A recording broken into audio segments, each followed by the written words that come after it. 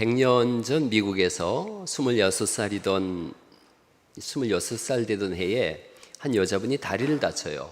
그래서 5년 동안 다니던 신문사를 그만두게 됩니다. 딱히 할 일도 없고 그래서 소설을 열심히 읽다 보니까 재밌는 소설이 없다고 하는 거예요. 남편이 하는 말이, 그러면 당신이 써봐. 취미로다 소설을 쓰기 시작했는데 점점 심혈을 기울여 썼어요. 그리고 10년 동안 한 편의 설교를 썼습니다. 무려 1037페이지가 되는 소설을 완성했어요. 두툼한 원고를 가지고 이제 출판사를 찾아다니는데 아무도 받아주는 출판사가 없는 거예요. 무명이거든요. 7년의 세월이 흘렀어요. 원고가 너덜너덜해졌어요. 어느 날 지역 조그만한 조지아주 애틀란타의 한 지방신문에 그런 신문 기사가 난 거예요. 뉴욕에서 제일 큰 출판사 사장이 애틀란타에 왔다가 기차로 돌아간다라는 짤막한 기사 한 줄이 났어요. 그래서 이분이 원고를 들고 기차역에 가서 그 사장을 만납니다. 레이슨 사장인데 만나서 원고를 주면서 한 번만 읽어주세요. 제가 쓴 원고입니다. 근데 분량도 엄청 많고 그래서 이 사장이 그냥 건성으로 받았어요. 뭐 읽을 생각이 전혀 없는 거죠.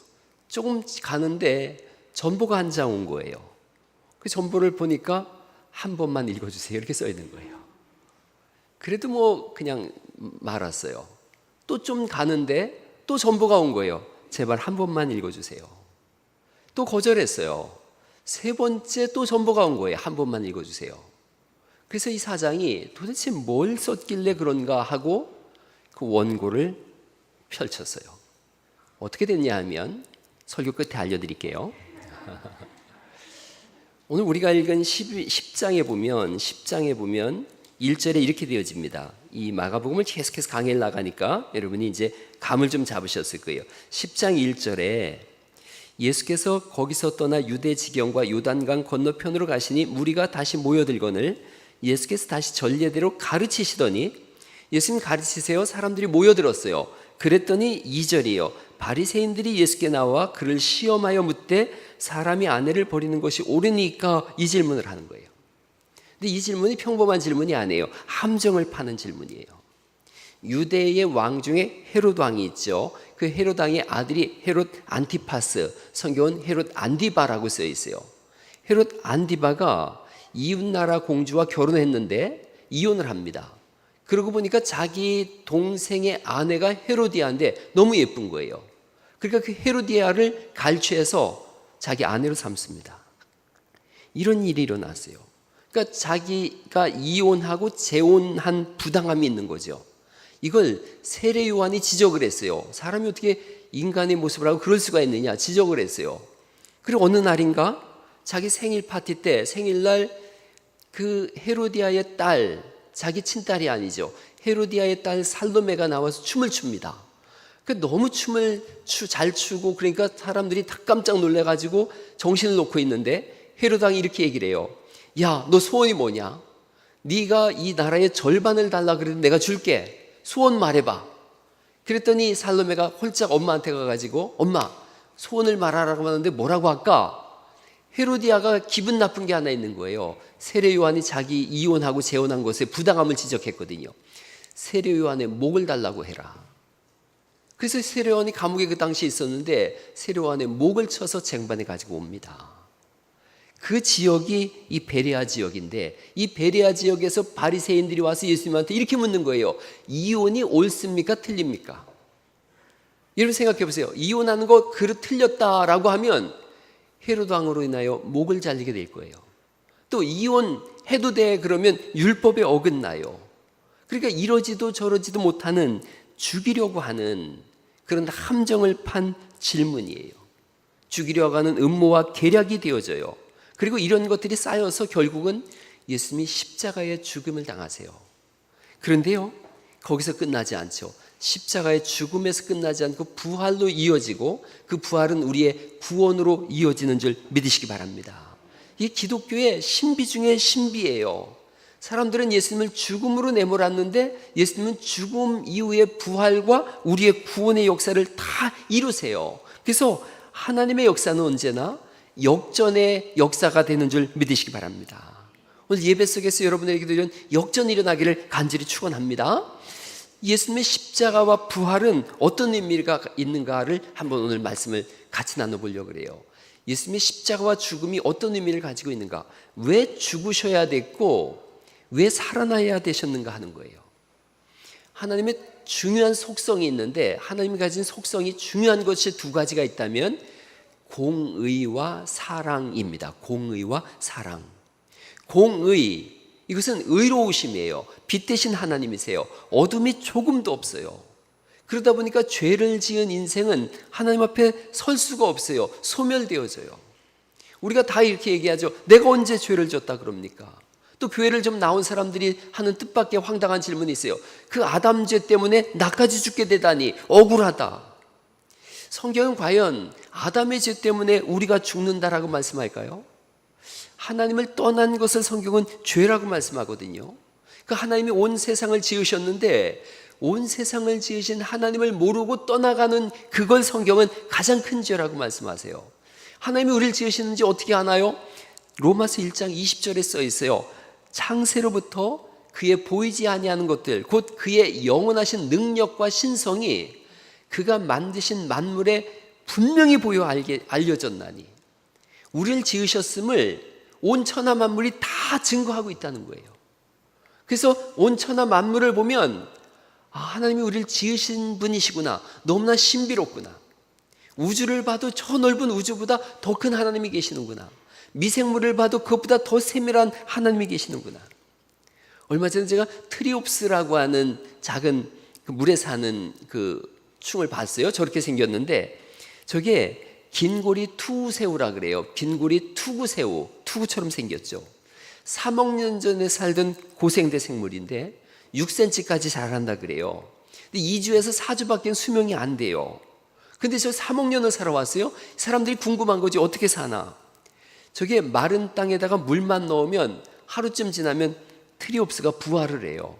저 트리옵스는 다리가 11개인데 11번째 다리가 이렇게 속으로 들어가서 알주머니가 되고 거기서 알을 납니다. 그 알을 흙 속에다 이렇게 놨는데 흙이 완전히 마르고 냉장고에 넣고 세월이 10년, 100년이 흘러도요, 물만 부으면 다시 부화가 되어져요. 그래서 너무너무 신비로운 거예요, 트리옵스가. 생명은 다 신비로워요. 그게 하나님으로부터 만들어졌기 때문인 줄 믿으시기 바랍니다. 하나님 만드신 거기에 너무 신비롭고 너무 완전하다 보니까 사람들이 자꾸 엉뚱한 소리 하는 거예요. 우연히 만들어졌다고. 아니, 우연히 만들어졌으면 이렇게 우리가 만들어졌겠냔 말이죠. 우연히 만들어졌으면 코가 엉덩이 쪽에 있을 수도 있고, 그렇지 않아요? 그럼 얼마나 고약스럽겠어요.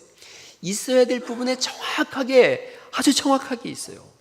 근데 점점 하나님이 없다라고 죄악 속으로 들어갑니다.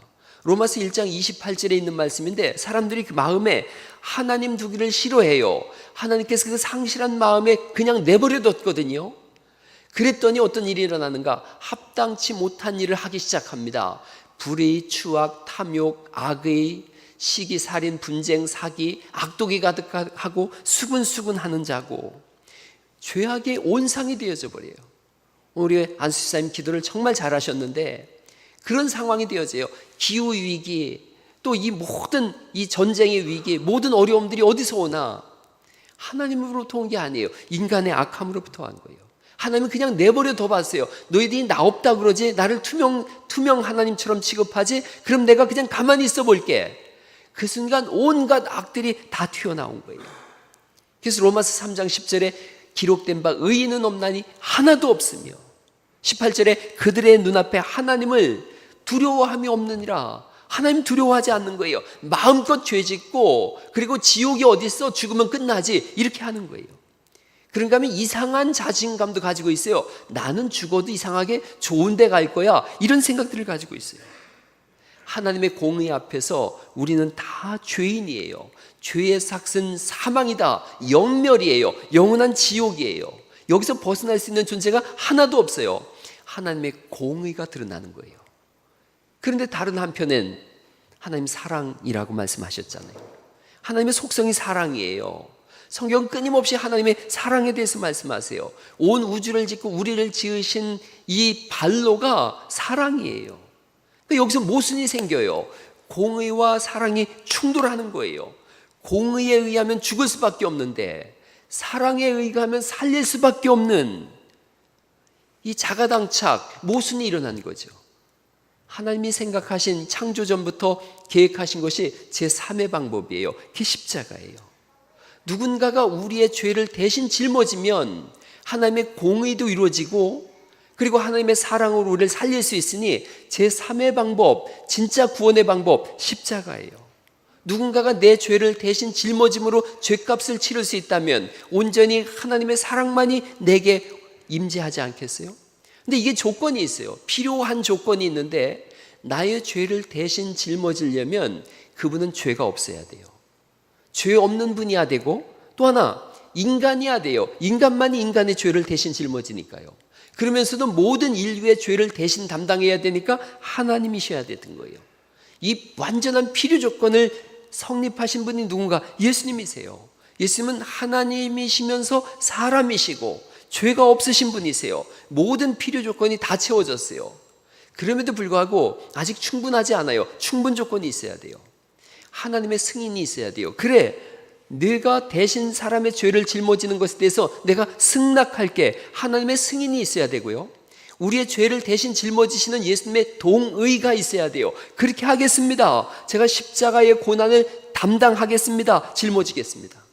이것에 대해서 성령님의 승인도 있습니다. 우리 안에 오셔서 보증해 주시는 성령님의 승인도 있고 그리고 인간이 동참해요. 예수님을 믿고 따르겠습니다. 그러니까 예수님은 하나님이시면서 사람이시면서 죄가 없으신 분이시고 그분이 우리의 죄를 대신 짊어짐으로 우리를 구원하시겠습니다라는 것에 대해서 삼위일체 하나님이신 성부 하나님의 승인과 성령 하나님의 승낙이 있어야 되고 그리고 예수님의 동의가 있어요. 마지막으로 우리가 믿고 따라서 나온 사람들이 여기에 있는 여러분들과 저인 줄 믿으시기 바랍니다.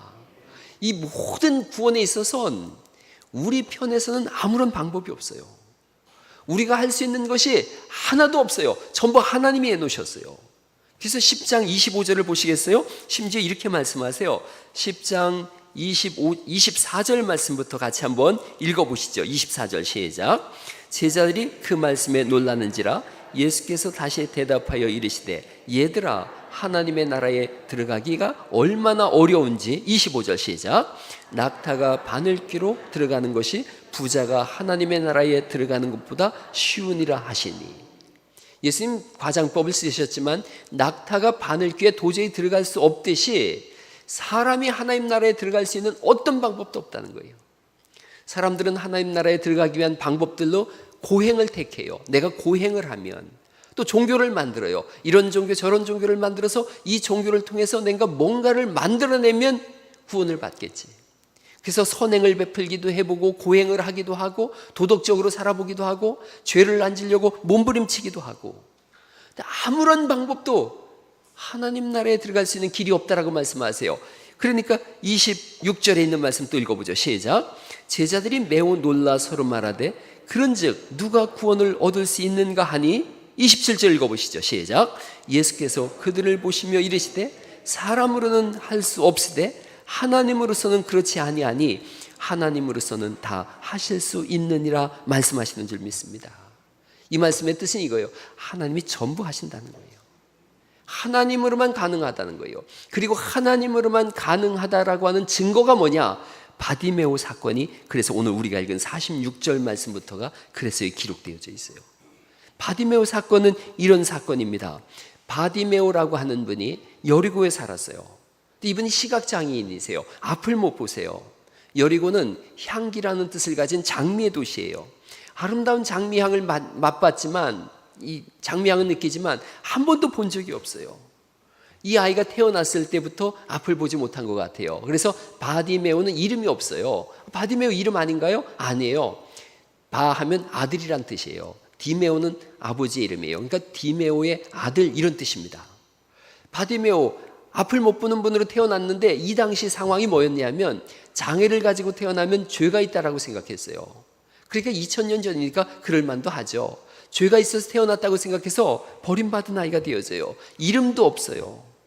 그러니까 불쌍한 분이에요. 스스로 생각해도 불쌍한 분이에요. 그러니까 자기가 뭐라 그래요? 나를 불쌍히 여기셔서 그래요. 앞을 못 보는 분, 이 환경과 이 절망에서 벗어날 길이 이분에게는 하나도 없어요. 이분이 눈을 뜰 수 있는 방법이 하나도 없어요. 세상의 어떤 방법도 소용이 없어요. 우리의 모습하고 아주 똑 닮았어요. 내 힘으로 어떻게 해볼 수 없는 상황들이 있거든요. 모든 방법을 다 동원해도 해볼 수 없는 일들이 있어요. 사면초가 같고 절벽 끝에 매달린 것 같은 심정이 있죠. 이 고단한 인생을 어떻게 벗어날 수 있겠어요? 이분이 벗어날 수 있는 길은 죽는 것밖에 없어요. 그런 어느 날 바디메오가 예수님에 대해서 들어요. 우리가 이 마가복음 1장 1절을 읽을 때 그렇게 읽었어요. 하나님의 아들 예수 그리스도 복음의 시작, 이렇게 읽었거든요. 하나님의 아들이 오시는데 그분이 복음이다, 복된 소식이다. 그래서 계속 들려오는 거죠. 앞을 못 보시는 분은 청각이 많이 발달돼 있죠. 들려오는 말을 들으니까 이분은 동정녀 탄생하셨다 그러고, 병자를 고치셨다 그러고, 귀신 들린 사람도 꾸짖어서 귀신을 내쫓으셨다 그러고, 바람과 물결을 꾸짖어 잔잔하게 하셨다 그러고, 무리를 걸어오셨다 그러고. 특별히 누가복음 7장에는 세례 요한이 감옥에 있을 때 세례 요한이 예수님한테 사람을 보냅니다. 사람을 보내서 오신다고 하신 그리스도, 오신다고 하신 메시아가 당신입니까? 아니면 우리가 또 다른 사람을 기다려야 합니까? 그런데 예수님이 마침 그때에 질병과 고통과 악귀 들린 사람들을 다 고치세요. 또 앞을 보지 못하는 분들을 다 치료하세요. 그리고 누가복음 7장 22절에 이렇게 말씀하세요. 세례 요한한테 가서 너희가 보고 들은 것을 말하는데, 앞을 못 보는 분이 보고, 못 걷는 분이 걷고, 또 나병 환자가 깨끗함을 받고, 청각장애인이 다 듣고, 죽은 자가 살아나고, 가난한 자에게 복음이 전파된다 하라. 이 말씀이 이 귀에 들려온 거예요. 그 중에 하나 이분이 딱 붙잡은 건 뭐예요? 못 보는 분이 본다고? 내가 앞을 못 보는데 예수님이 오면 내가 앞을 볼 수 있다고? 또 들리는 소문이 이제 예수님이 예루살렘으로 올라가시는데 여리고를 지나가신대요. 예수님 늘 하신 말씀이잖아요. 내가 예루살렘에 가면 거기서 십자가를 지고 죽는다. 그게 지금 마지막 가는 길인 거예요. 이 여리고가. 이번에 올라가면 이제 다시는 예수님 볼 수 있는 길이 없다라고 생각한 거예요. 내가 예수님을 만날 수 있는 마지막 기회구나. 그러고 기다리고 있는데 왁자지껄한 소리가 들리는 거죠. 귀를 기울였더니 47절에 있는 말씀이에요. 나사렛 예수님이 지나가신다, 이걸 들은 거예요. 그러니까 나사렛 예수시란 말을 듣고 소리질러 이르되 다윗의 자손 예수여 나를 불쌍히 여기소서. 나사렛 예수가 지나간다라는 사람들의 말을 들었어요. 나사렛 예수라고 부를 때는 철학자의 이름이에요. 나사렛에서 난 한 철학자가 있는데, 한 율법학자가 있는데 그 사람 이름이 예수래. 철학자나 랍비, 선생으로 여겼던 거예요. 그런데 이 앞을 못 보는 분은 전혀 다르게 받아들여요. 47절에 있는 하반절에 다윗의 자손 예수요, 이렇게 고백하고 있고요. 48절에도 많은 사람이 꾸짖어 잠잠하라 하되 그가 더욱 크게 소리질러 이르되 다윗의 자손이요, 이렇게 불러요. 다윗의 자손이요. 이분의 고백은 다윗의 자손이요 라는 고백이 되어지고, 이것은 그 당시 사람들이 생각하던 랍비니 선생이니 철학자니 이런 개념이 아니라 마가복음 1장 1절에 말씀하신 예수 그리스도 하나님의 아들 복음, 당신이 그분이십니다라는 신앙 고백이 이루어져요. 나를 불쌍히 여기소서. 여러분, 오늘 우리에게 있어서 예수님은 어떤 분인가를 한번 돌이켜보세요. 나에게 있어서 예수님은 어떤 분인가? 제가 어떤 분 만나서 전도했더니 자기는 안 가지만 아이는 보낼게요 그러면서 종교 하나는 있어야 되겠지요, 아이가. 또 교회 가면 좋은 얘기 많이 들려주더만요, 이렇게 얘기를 하더라고요. 혹시 우리 중에도 그런 분이 계실까요? 종교 하나는 있어야 되지, 교회 가면 좋은 말만 하지, 이렇게 오셔서 생각해서 오신 분이 계신가요? 그렇다면 그 분에게는 나사렛 예수일 뿐이에요. 이 앞을 못 보는 분, 시각장애는 전혀 다르게 얘기해요. 당신은 메시아십니다. 당신이 구원자시고 내 영혼의 책임자십니다. 동일하게 우리의 고백인 줄 믿으시기 바랍니다. 1995년에 북한과 중국 그 경계선에서 북한에 있는 크리스찬들을 제3국으로 인도하는 그런 사역을 하는 목사님 계셨어요. 그런데 한 번 전화가 온 거예요. 내용이 북한에 있는 성도님들을 탈출을 도와달라는 거예요. 이분이 어렵게 해서 갔어요. 만나는 지점에 갔더니 연세 많은 네 분이 나오더라는 거예요. 네 분이 오셔서 도와달라고 하는 거예요. 그래서 이제 제일 연세 많으신 분이 79살 되신 분인데, 오늘날 그렇지만 북한에 사신 분 79살이면 완전 할아버지예요. 왜 나오시려고 하세요? 그랬더니 이 할아버지 말씀이 찬송 한번 마음 놓고 불러보고 싶어서요. 몇 명이나 나오는데요, 65명인데 어린아이도 있고 내 손녀도 있습니다, 그러더라는 거예요. 언제 나오면 좋겠어요? 빠르면 빠를수록 좋지요. 정보에 의하면 우리가 바로 수용소로 옮겨져서 죽는다고 합니다. 도와드릴게요. 제가 도와드릴게요. 그랬더니 이 할아버지가 잠깐만요, 내가 하나님께 나가서 직접 여쭤볼게요. 그러더니 나가더라는 거예요.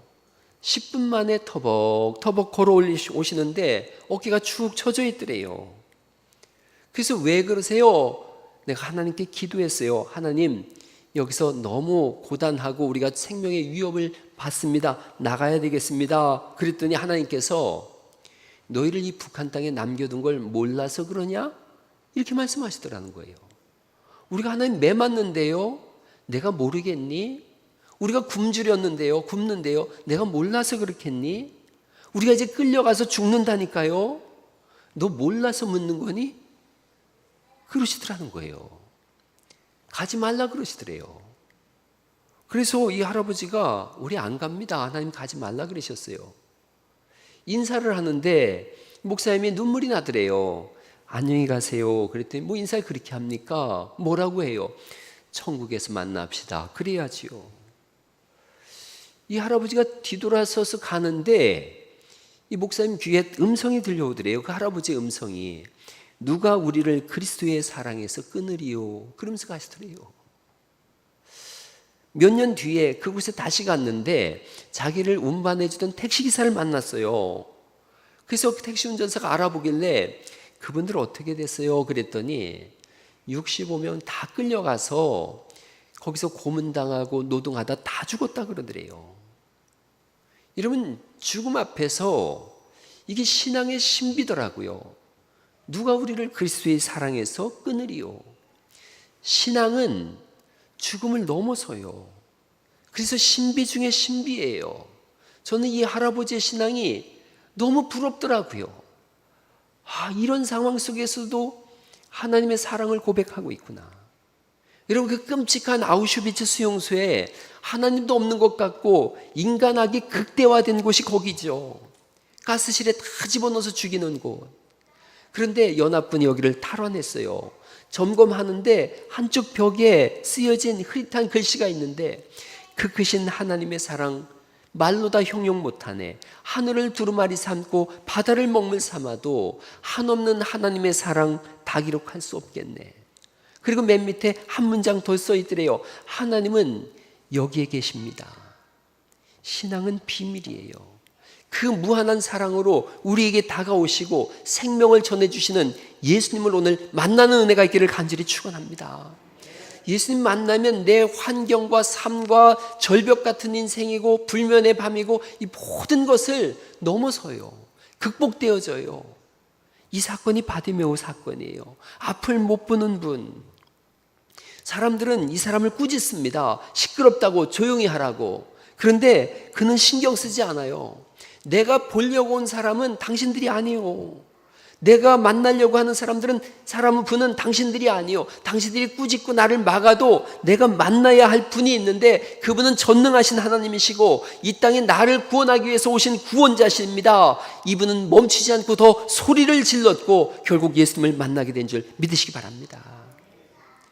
병원 갔더니 의사도 무섭게 생기고 분위기도 불편하고 병원 냄새도 나고 그래서 안 가겠다. 어리석은 사람이죠. 그래도 살려면 가야 되는 거죠.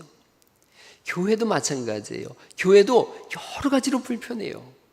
제가 25살에 정말 태어나서 처음으로 교회를 갔는데 말도 못하게 불편하더라고요. 처음 온 사람은 교회가 그렇게 불편합니다. 뭐라고 중얼중얼 지들끼리 하다가 일어났다 앉았다 그러고, 노래는 또 왜 그렇게 긴지 4절까지 있는데 하고서 또 은혜 받았다고 1절부터 또 다시 하더라고요. 죽을 것 같은 거예요. 목사가 하는 말을 하나도 못 알아듣겠는 거예요. 그때 제가 한 가지 눈치로 다 알았죠. 목사 선생은 할렐루야 하는 거고 앉아있는 사람은 아멘 하는 거구나. 그렇게 알아들었어요. 무슨 구호 같고 그러더라고요. 이렇게 보니까 예쁜 자매가 있어서 연애하고 싶은데 그 아가씨들은 나한테 와가지고 형제님 그렇게 부르고 자기 보고는 또 자매라고 부르라네. 이 언제부터 생겨난 촌수요? 너무 그냥 당황스러운 거예요. 갔는데 두 번째 주에 돈 내라고 봉투를 내미는 거예요. 봉투도 여러 가지가 있던데 온갖 생소한 봉투인 거예요. 주정헌금, 술 마시고 내는 건가 보다. 구역헌금, 속이 안 좋을 때 내는 건가? 구제헌금, 기생충약 먹고 내는 건가 보다. 선교는 뭔지 모르겠고, 감사, 이걸 내면 감을 사나? 제일 이해 못한 건 11조가 뭐예요? 11조가? 이 교회가 돈이 11조나 있다는 뜻인가? 11조를 만들자는 건가? 별 생각을 다 했어요. 성경을 사라 그러는데 왜 또 성경은 그렇게 비싼지. 사람도 낯설고 예배도 낯설고 재미도 하나도 없고 밥만 맛있더라고요. 저는 교회 그래서 밥 먹으러 갔어요. 절박한 게 하나도 없었어요. 제가 25살 젊은 애가 절박한 게 뭐가 있어요? 하나도 없었어요. 그럼에도 불구하고 그런 절박함이 없는 저 같은 사람도 찾아오셔서 3주 만에 만나주시고 자녀 삼으시고 목사가 되게 하시고 그 사랑을 전하게 하셨더라고요. 하물며 기도하면서 간절하게 하나님을 찾는 여러분의 삶 속에 하나님이 얼마나 큰 은혜를 주실지. 할렐루야. 제가 종종 하는 말이 있어요. 아둥바둥 살지 마세요. 아둥바둥 살지 말고 막 엄청난 죄인처럼 막 그렇게 살지 마세요. 잘하고 계세요, 여러분. 훌륭하세요. 맨날 술 먹고 정신 못 차리고 세상에 나가서 엉뚱한 데 가는 사람이 천지에 널렸는데 그래도 하나님의 뜻을 찾아보려고 믿음으로 살아보려고 그래도 기도 한 절이라도 하고 이 시간에 예배하려고 나오고 성경을 읽는 여러분들 잘 살고 있는 거예요. 하나님이 시편 31편에 있는 말씀처럼 쌓아두신 은혜를 쏟아붓는 은혜가 있기를 간절히 축원합니다. 바디메오가 완전히 달랐어요. 저하고 완전히 다르더라고요. 저는 그냥 절박한 게 없었는데 이분은 얼마나 절박했는지요. 지금이 마지막 기회다. 이 기회를 놓치면 나는 영원히 시각장애에서 벗어날 수 없고 그리고 지옥이다. 절박함 가운데 나에게 자비를 베풀어 주세요.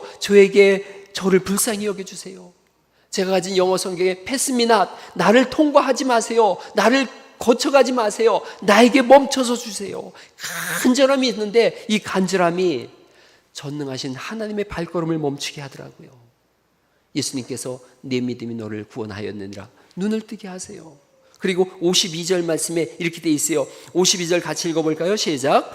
예수께서 이르시되 가라 내 믿음이 너를 구원하였느니라 하시니 그가 곧 보게 되어 예수를 길에서 따르니라 라고 말씀하시니 문제의 해결과 어려움에서 고통에서 고난에서 절벽 같은 삶에서 오늘 이 말씀 읽으면서 벗어나는 그런 충만한 은혜가 있기를 간절히 축원합니다. 구원자시니까 우리 삶을 구원하시려고 오셨으니까 주님 저를 오늘 벗어나게 해주세요. 건져주세요. 구원이란 뜻이 이 세상에선 건져내라는 뜻이 있어요. 죽음 이후에는 하나님 나라 간다는 의미도 있지만 이 세상에서 묶인 것을 풀어주다, 물에 빠진 사람을 건져내다 이런 의미가 있으니 어떤 환경 속에 묶여 있다면 풀어지시고 빠져 죽을 것 같다면 건져내지는 은혜를 누리실 길을 간절히 축원합니다. 지금 이 시간이 우리 하나님 앞에 드리는 예배지만 개인에게는 바디메오 같은 아주 가장 절박하고 가장 중요한 시간이에요. 주님이 내 곁을 지나는 마지막 시간일 수도 있죠. 우리가 예배하는 이 시간에 주님이 우리 앞을 지나간다고 생각해 보세요. 기도하는 이 시간에 주님이 우리 앞을 지나가세요. 찬송할 때 우리 앞을 지나가세요.